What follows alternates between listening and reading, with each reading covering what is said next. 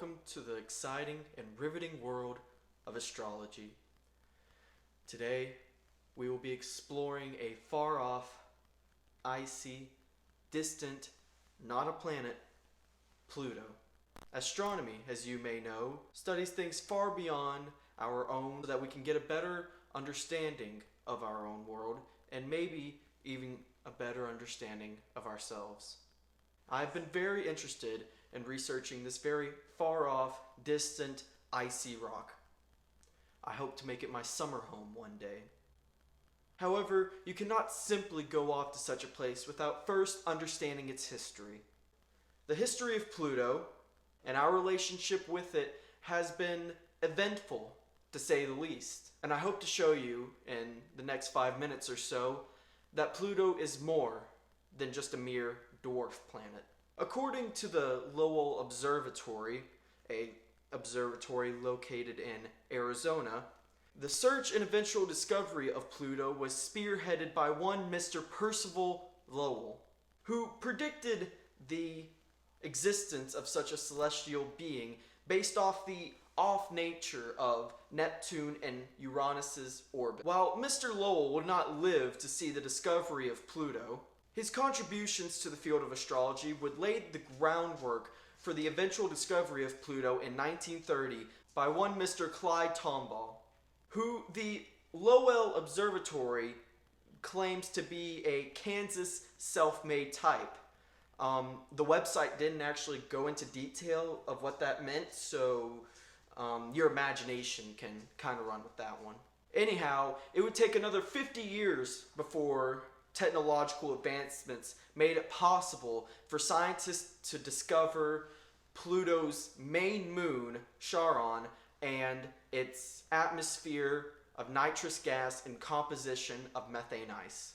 As the years marched on, we began to learn a lot more about Pluto, namely its relatively small size. With every new discovery of the outer reaches of the solar system, Pluto's size estimates began to shrink and shrink. It became more and more obvious that Pluto was closer and more similar to the objects in the Kuiper Belt than it was to the 8 other celestial planets it shares its celestial title with.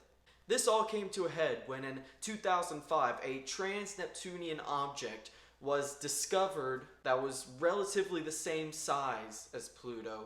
It was just as large and just slightly less massive, and its name was Eris. Because of this discovery and other incongruities with the naming of objects in space, the International Astrological Union came together to create a unified definition of different celestial bodies, one of which being planets.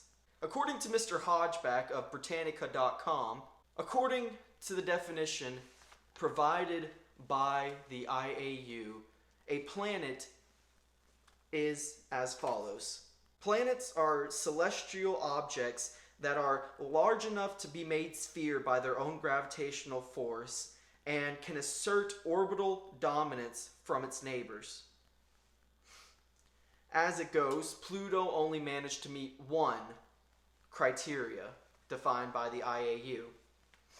While Pluto is clearly large enough to maintain a spherical shape, it is not, however, large enough to maintain orbital dominance in the solar system, which can be seen by the Kuiper Belt and Pluto's hundreds of thousands of celestial neighbors. For the most part of this presentation, I have been intentionally misleading you. For you see, because this is not the most up-to-date photo of Pluto. In January 2006, the same year Pluto was reclassified as a dwarf planet, NASA launched a satellite for the intention of studying Pluto, its system, and the Kuiper Belt as a whole. The project was known as the New Horizons mission. It would take nearly a decade before the satellite reached anywhere close to Pluto. However, when it did, we discovered a treasure trove of new information about Pluto and its 5 moons and the Kuiper Belt as a whole. One of the greatest advancements being this higher definition photo of Pluto.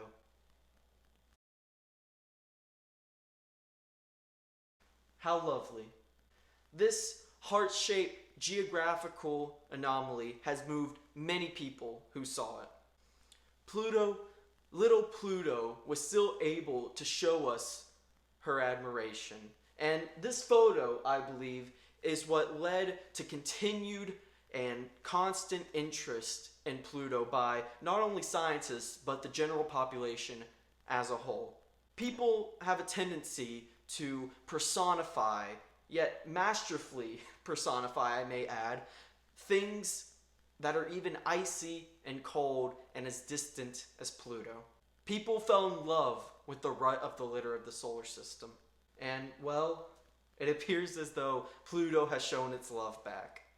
In conclusion, Pluto has captured the hearts of many who have heard its tale of being demoted for just not being large enough. Many people related with Pluto's plight and to this day still look upon smiling at the loving planet. Even though it remains a dwarf, Pluto will remain a planet in the hearts of millions. Pluto has truly captured the hearts of millions, just as we have captured it on photo.